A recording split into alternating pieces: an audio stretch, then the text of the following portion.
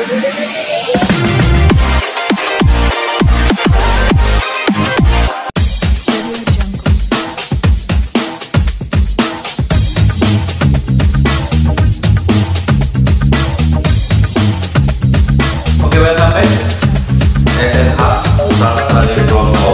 Meaning right just as your English tutor in SSA part-time education. Okay, let's discuss the 8 questions of reading comprehension for CPNS UTBK 2020. Oke, baiklah adik-adik, kita bahas teks 1 ya untuk pertanyaan nomor 1 sampai nomor 4. Nah, teks 1 ini berbicara tentang apa gitu ya kan. Nah, kita baca dulu kalimat pertama dari paragrafnya.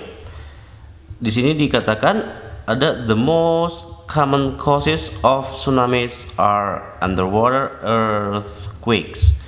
Katanya penyebab umum dari tsunami adalah gempa bawah laut. Berarti intinya teks ini berbicara tentang tsunami. Oke.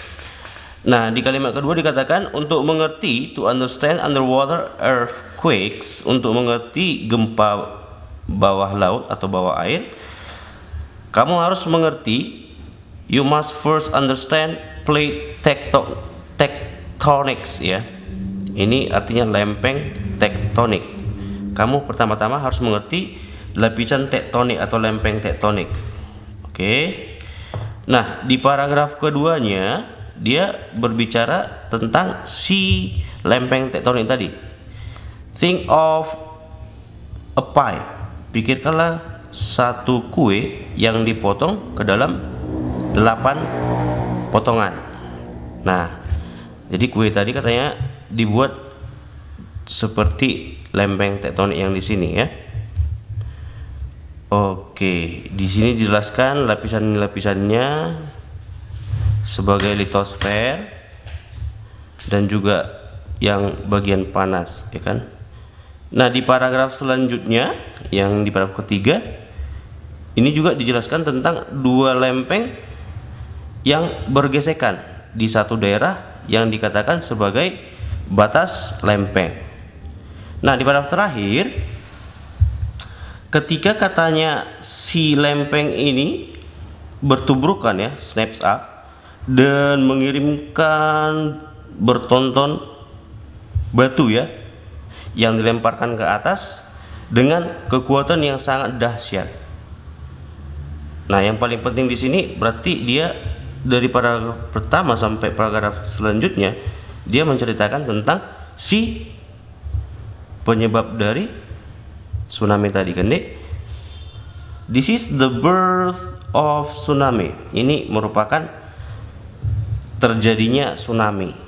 Jadi intinya teks 1 dia berbicara tentang proses terjadinya tsunami. Oke, kita lanjut ke soal ya.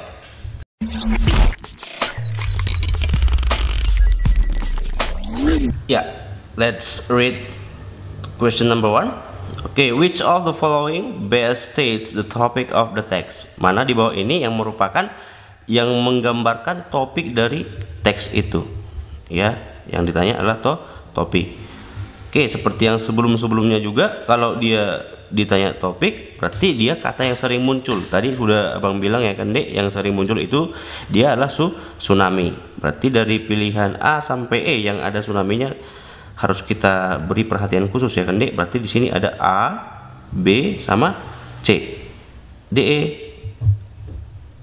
jambakkan giginya, hilangkan ya kan dek. Nah, jadi yang termasuk topik untuk pilihan A sampai C yang cocok ya kan dek, berarti yang mana?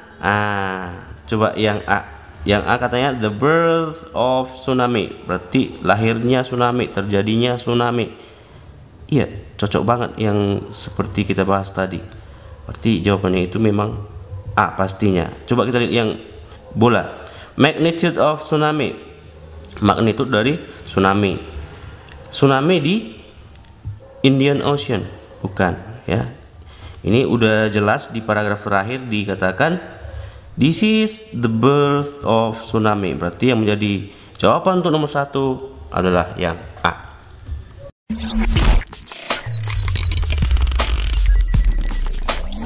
Ya, let's continue to number 2. The main idea of the text is that, ide utama dari teks itu adalah titik-titik ya. Nah, ingat kalau dia ide utama Deko, dia itu berhubungan dengan topik tadi yang di nomor 1. Topik tadi katanya dia lahirnya tsunami atau terjadinya tsunami.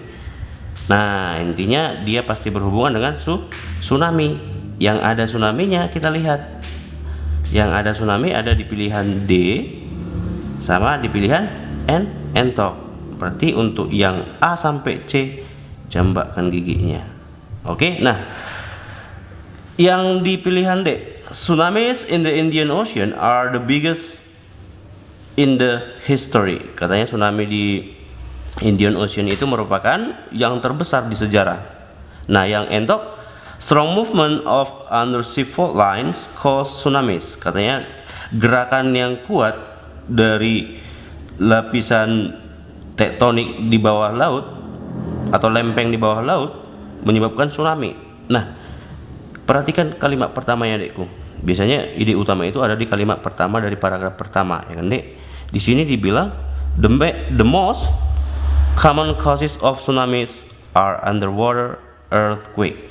Penyebab umum ada causesnya, kan, Dek? Berarti yang mirip dengan kalimat pertama adalah yang entok. Ya, jadi jawabannya adalah entok.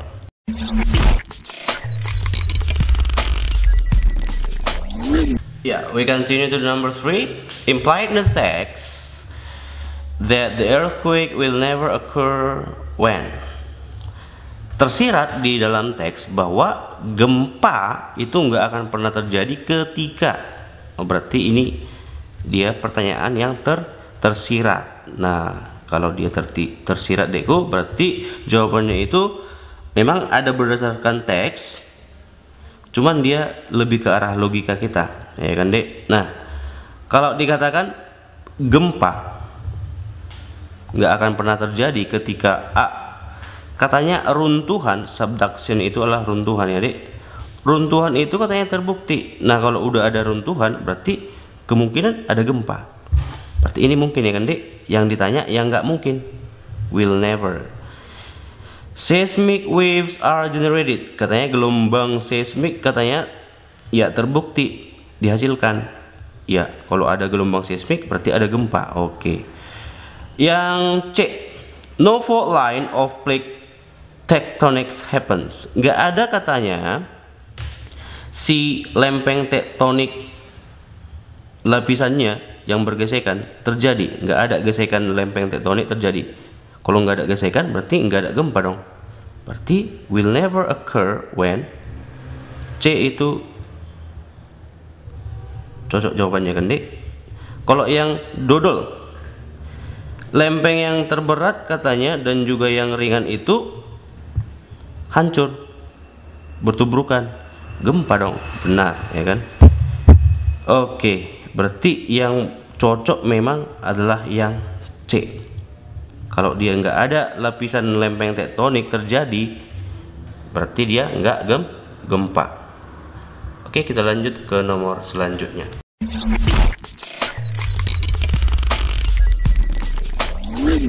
Ya, oke, number 4 masih dari teks yang sama.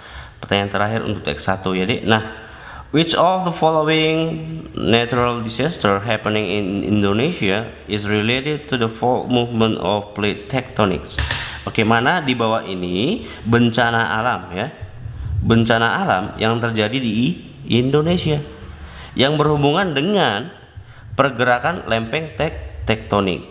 Oke, kalau kita belajar geografi, Dekku, kalau dia bencana alam yang berhubungan dengan pergerakan lempeng tektonik itu adalah yang berhubungan dengan ya pegunungan, ya. Nah, kalau dia yang B, soil erosion, berarti dia pengikisan tanah, itu enggak termasuk dari pergerakan lempeng tektonik.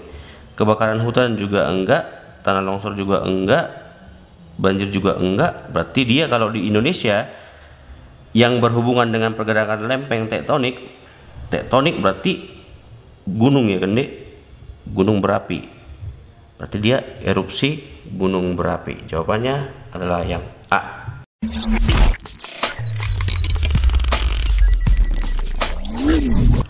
Okay, the last question for text 1.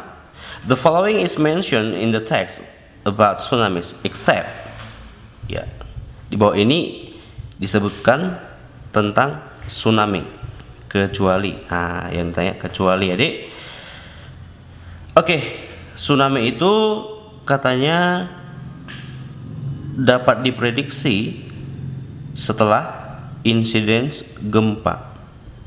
Sebenarnya tidak dapat diprediksi di teksnya. Tadi ada di paragraf terakhir, Dik. Udah kita bahas kan? Berarti ini yang kecuali ya. Paslah dia yang A. Coba kita lihat yang bola.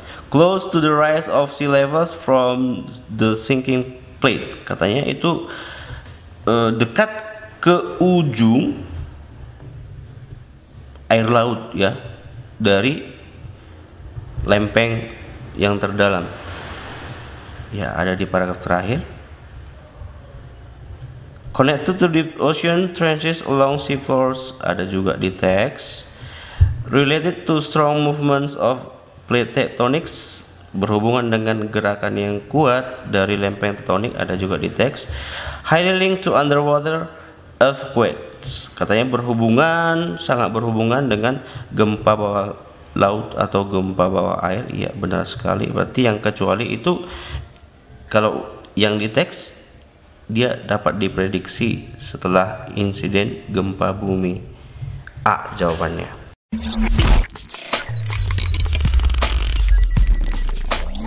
Ya, kita bahas teks 2. Pertanyaan untuk nomor 5 sampai nomor 8 ya, Dek. Nah, di teks 2 dia berbicara tentang, coba kita baca dulu kalimat pertamanya. Sometimes experience in other country can help people to understand their own identity better. Katanya kadang-kadang pengalaman di negara lain ya dapat membantu orang-orang untuk mengerti identitas mereka lebih baik. Wow, maksudnya apa? Coba kita lihat kalimat selanjutnya. Nah, Mahatma Gandhi was born in 1869 in Port Thunder in Western India. Berarti nanti teks ini berbicara tentang si Mahatma Gandhi ya. Dia lahir di tahun 1869 India bagian barat. Oke. Nah, coba kita lihat kalimat selanjutnya. After studying in India, he dreamed of going to England to study. Nah, setelah belajar di India, dia katanya bermimpi untuk belajar ke Inggris, England. Oke. He was told that his Hindu religion did not allow voyage abroad. Katanya dikatakan bahwa agama Hindu itu enggak mengizinkan berlayar ke keluar. However, akan tetapi Gandhi was very determined and he finally left for England in 1887. Gandhi itu katanya sangat kepingin ya, dan akhirnya dia itu pergi ke Inggris di tahun 1887. At first he tried to learn to behave like an English gentleman. Pertama-tama dia belajar ya untuk menjadi seperti orang Inggris. But he soon learned that it was better to be himself. Tapi segera dia itu belajar bahwa lebih baik untuk jadi diri sendiri. He studied law in London. Dia belajar hukum di London dan qualifying in 1891. Tamat di tahun 1891. He also learned about other religion. Dia juga belajar tentang agama-agama lain. Dia balik ke India and worked as a lawyer for 2 years, dan juga menjadi pengacara selama 2 tahun. Oke. kalimat pertama dari paragraf ketiga, coba kita lihat.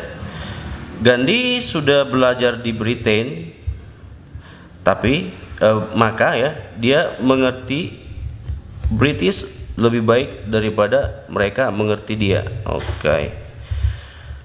Nah, kalimat selanjutnya sebelum kita bahas soalnya, kepemimpinan si Gandhi katanya membawanya ke dalam kemerdekaan. Tapi di hari kemerdekaannya tanggal 15 Agustus 1947, Gandhi itu menolak untuk merayakannya. Ya, dia menolak untuk merayakannya. Dia itu sangat kepingin kesatuan Hindu dan Muslim, ya kan? Tapi Muslim dan Hindu nggak setuju. Maka Muslim yang terpisah terbentuk di Pakistan. Oke, kalimat terakhir dulu ya, Dik. Nah, perjuangan untuk kemerdekaan katanya sangat sulit, tapi nggak sesulit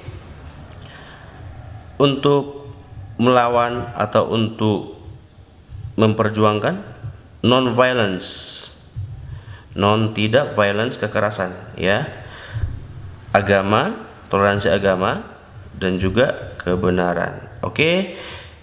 Intinya teks ini berbicara tentang pengalaman dari si Mahatma Gandhi sampai ke kemerdekaan di India ya. Oke, kita bahas soalnya deh.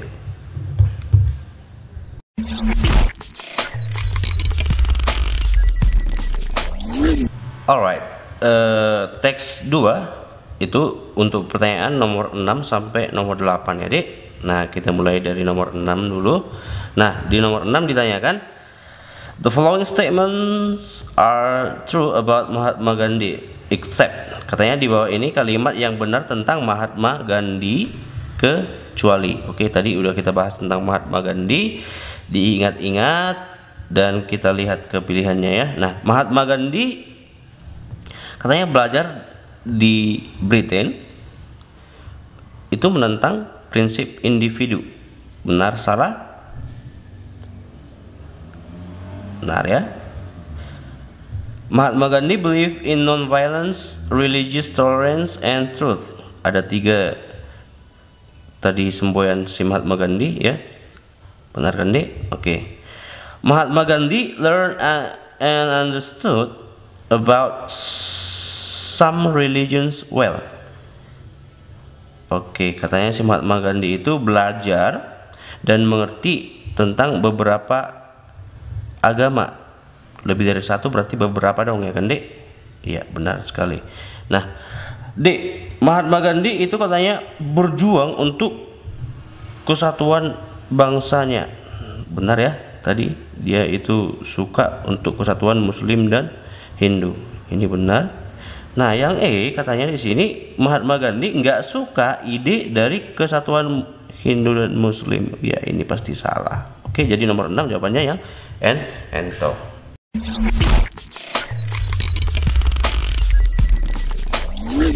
Oke. Second question for text 2. The passage above mainly deals with Mahatma Gandhi. Katanya teks di atas itu utamanya berhubungan dengan apanya si Mahatma Gandhi. Ah, gitu ya kan? Berarti kalau dia ditanya seperti ini, lihat di awal paragrafnya. Tadi di sini dikatakan ada experience. Berarti intinya pengalaman si Mahatma Gandhi. Oke. Yang ada experience. Nah, A, tidak ada experience. B, ada memang di teks, cuman dia experience-nya tidak ada. Ini juga tidak ada experience. Experience to identify his life principle. Iya, experience ya, pengalaman untuk mengerti prinsip hidupnya yang tadi, yang 3 tadi. Jawabannya adalah yang dodol.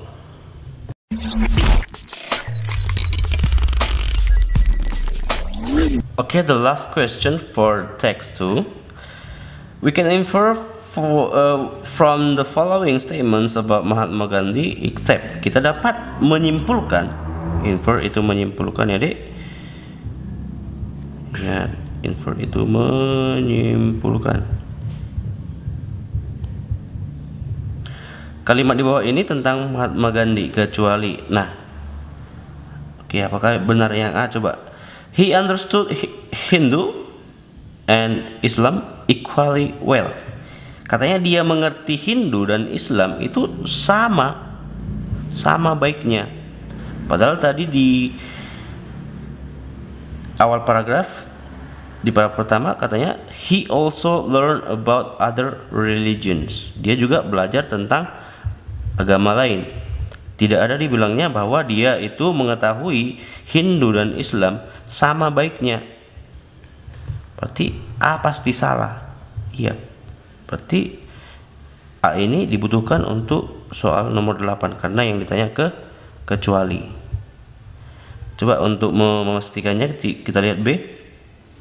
He knew well the characteristic of English people. Ya benar ya, karena udah diberitain tadi dia.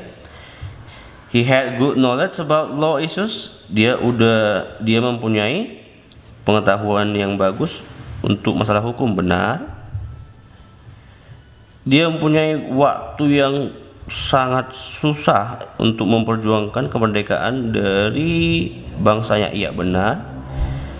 Dia mengalami rasisme ya ketika dia di South Africa.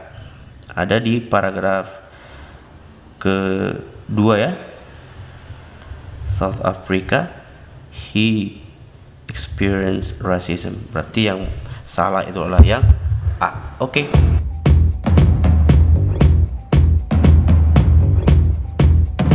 Okay, that's all for today. I hope this is benefit for you. This is useful for you. And remember, stay studying at home and stay safe. Salam para bintang. Be a star with the stars.